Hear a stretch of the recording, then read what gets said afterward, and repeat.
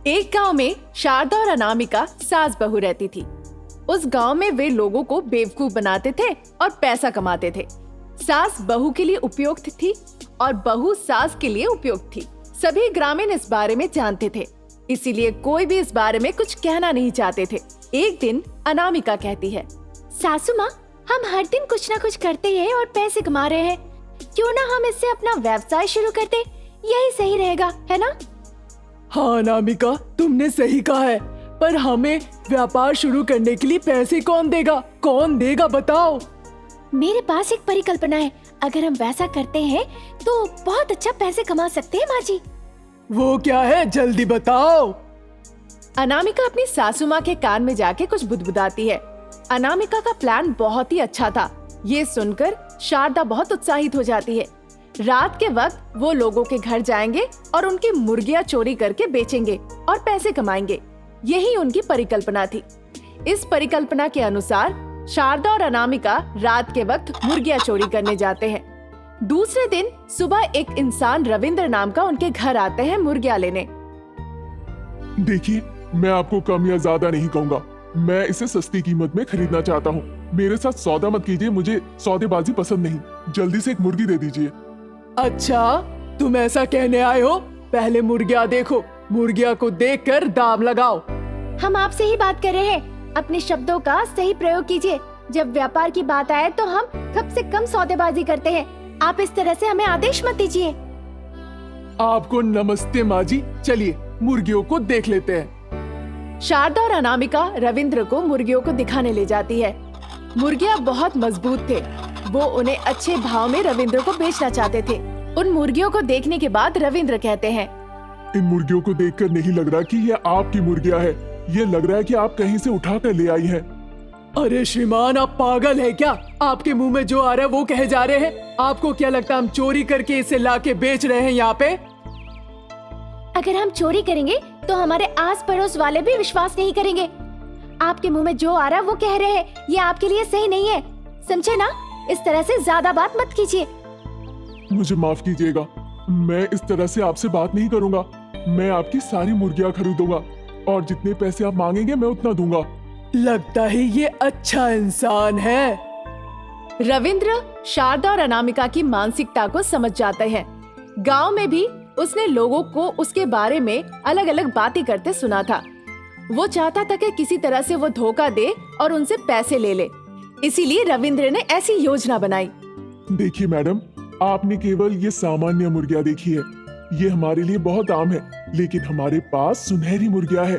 वो बहुत से लोग इस बारे में नहीं जानते। वो मुर्गियां सोने के अंडे देती हैं।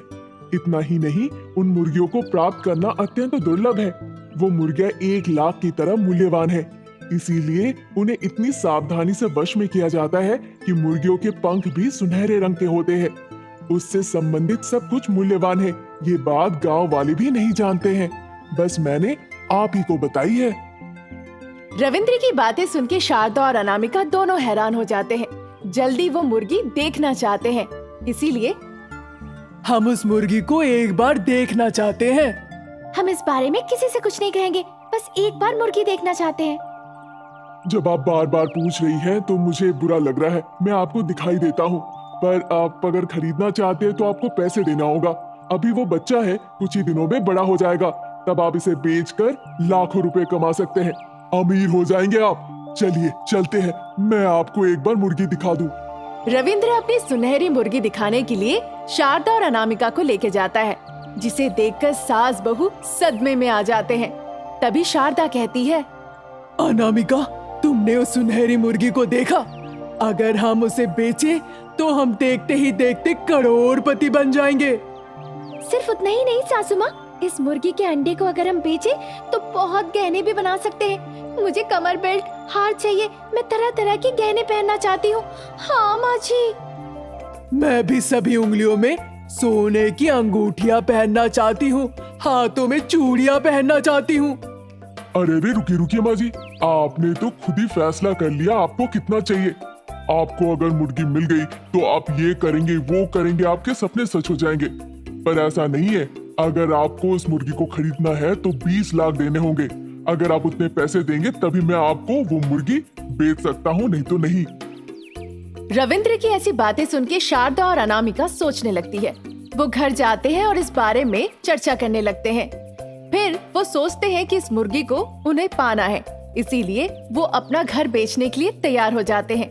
घर बेच के जो पैसा मिलता है वो लेकर वो रविंद्र के पास जाते हैं। देखो रविंद्र, जैसा तुमने कहा था, तुम्हारे कहे हुए पैसे हम लेकर आए हैं। ये पैसा लो और हमें सुनहरी मुर्गी दे दो। आप बहुत खुशकिस्मत वाली है, आपका तो जैकपॉट लग गया। आपके पास इतनी महंगी सुनहरी मुर्गी है, ले लीजिए। मेरे पास शहर में बहुत काम है, मैं वहाँ से दुबई जा रहा हूँ। हो सकता है आपको मैं यहाँ पर मिलूं भी ना। आपने अच्छा निर्णय लिया है। ये लो और सावधान से रहना, बकवास बातें मत करना और लोगों को परेशान मत करना। ये कहकर शारदा और अनामिका उस मुर्गी को घर ले आती है। शारदा और अनामिका बहुत ही उत्साहित थी उस मुर्गी को देखकर। वो उस मुर्गी का बहुत ख्याल रखने लगती है। कुछ दिन निकल जाते हैं। धीरे धीरे उस मुर्गी के पंख निकलने लगते हैं।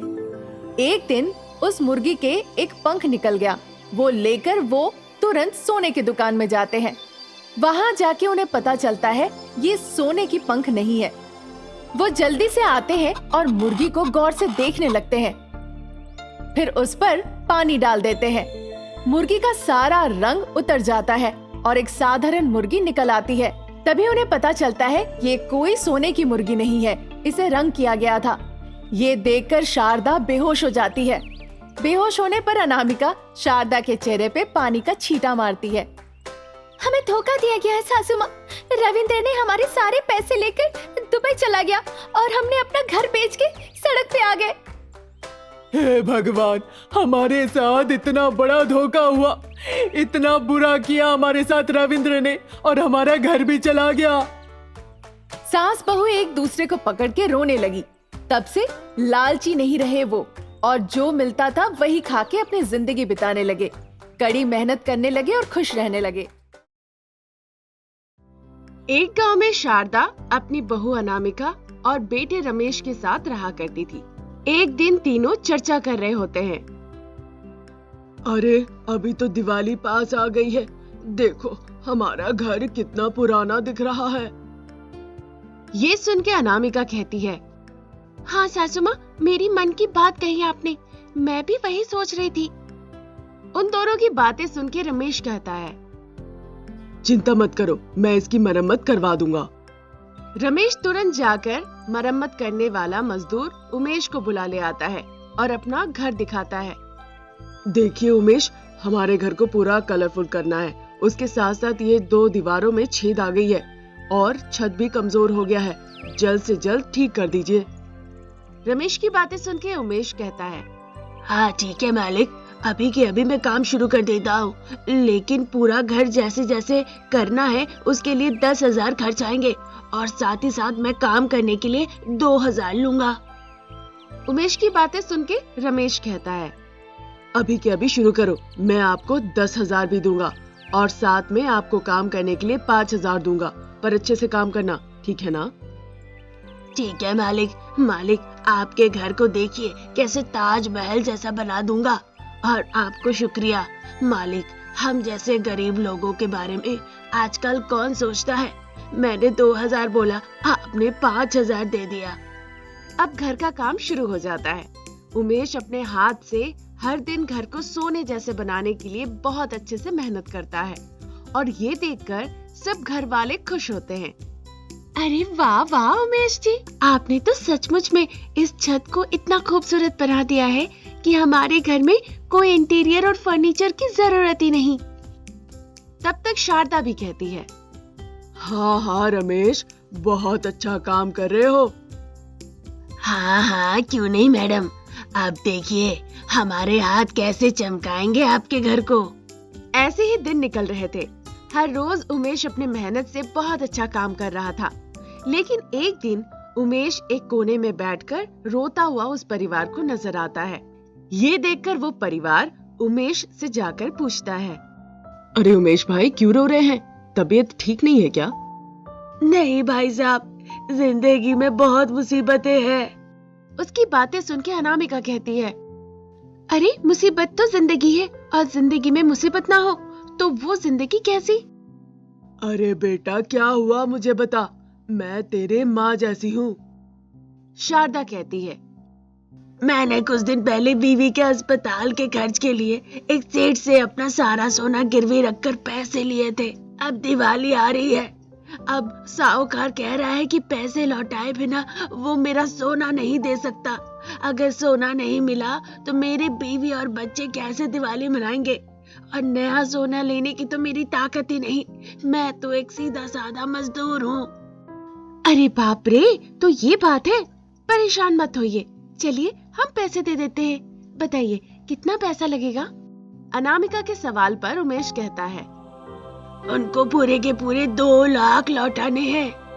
अरे बाप रे, 2 लाख? ठीक है, मैं देखता हूँ।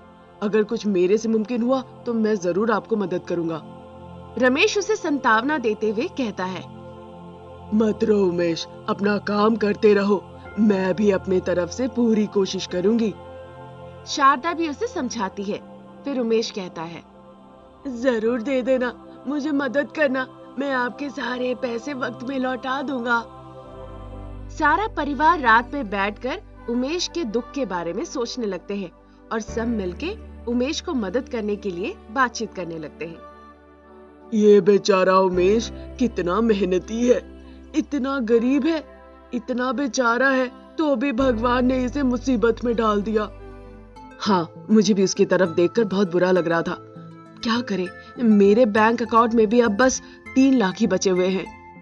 हाँ, उसमें से तो ढेर सारा खर्च हमें घर ठीक करवाने में ही लग जाएंगे और आने वाली दिवाली को हमें कपड़े भी तो लेने हैं, बहुत सारी चीजों की शॉपिंग भी करनी है। अनामिका की बातें सुन के रमेश कहता है फिर, हाँ वही तो कह रहा हूँ, ज्यादा पैसे ही नहीं बचेंगे तो क्या करूँगा, लेकिन मेरे दिमाग में एक बात आ रही है। रमेश की बातें सुन के शारदा पूछती है, क्या? बोलो बेटा। माँ, ऐसा है कि इस बेचारे उमेश को 2 लाख की जरूरत है, मेरे अकाउंट में 3 लाख है। मैं ऐसा कह रहा हूँ कि हम इस वक्त दिवाली सीधी तरीके से मना लेते हैं, यानी कि उमेश को 2 लाख दे देता हूँ, 1 लाख में हम घर की सारी दिवाली मना लेंगे, हमारी दिवाली भी हो जाएगी और उमेश की मुसीबत भी कट जाएगी। रमेश की परिकल्पना सुन के शारदा कहती है, जरूर बेटा, भगवान तेरे को बहुत दुआएं दे, बहुत अच्छा सोचा है मेरा बेटा। चल वैसा ही करते हैं, कल के कल बैंक से पैसे निकाल कर ले आओ। दूसरे दिन ही जाकर रमेश बैंक से 2 लाख निकाल कर ले आता है और ये परिवार मजदूर उमेश से बात करते करते कहता है, उमेश भाई, मैं आपके लिए बहुत बड़ा तोहफा लाया हूँ। हाँ उमेश भाई, अब आपकी बीवी और आपके बच्चे बिल्कुल खुश रहेंगे और हाँ, आप दिवाली भी मना पाएंगे। हाँ उमेश बेटा, हमसे जितना हो सके उतना हमने किया है। रमेश 2 लाख की थैली उमेश के हाथ में दे देता है और कहता है, ये लो उमेश, 2 लाख रुपए, जाओ दे दो उस दुष्ट साहूकार को, लौटा दो उसके पैसे और अपना सोना लेकर घर की दिवाली खुशी से मनाओ। ये सुनकर खुशी से उमेश कहने लगता है, साहब आप बहुत अच्छे लोग हैं, आपका परिवार बहुत अच्छा है, आप मेरे लिए भगवान हो भगवान, मैं आपके पैसे जरूर मेहनत करके लौटा दूंगा, मुझे आपके पैर छूने हैं। अरे पैर मत छूइए, हम लोग भी आपकी तरह ही इंसान हैं। हम इस वक्त सीधी सादी दिवाली मनाने वाले हैं, यानी कि आपकी मुसीबत भी कट जाएगी और हमारे दोनों के घर में दिवाली मनेगी। अनामिका कहती है। ये सुनकर उमेश कहता है, भगवान आपको बहुत दुआएं दे, आपका परिवार का बहुत भला हो, मेरे जैसे एक गरीब के लिए आपने भरोसा रखकर इतना बड़ा कदम उठाया है, भगवान आपको बहुत आशीर्वाद दे। जरूर बेटा जरूर, बस अब खुशी खुशी से रहना, तुम्हारी खुशी में ही हमारी खुशी है। एक इंसान दूसरे इंसान के लिए ही तो मददगार बन सकता है।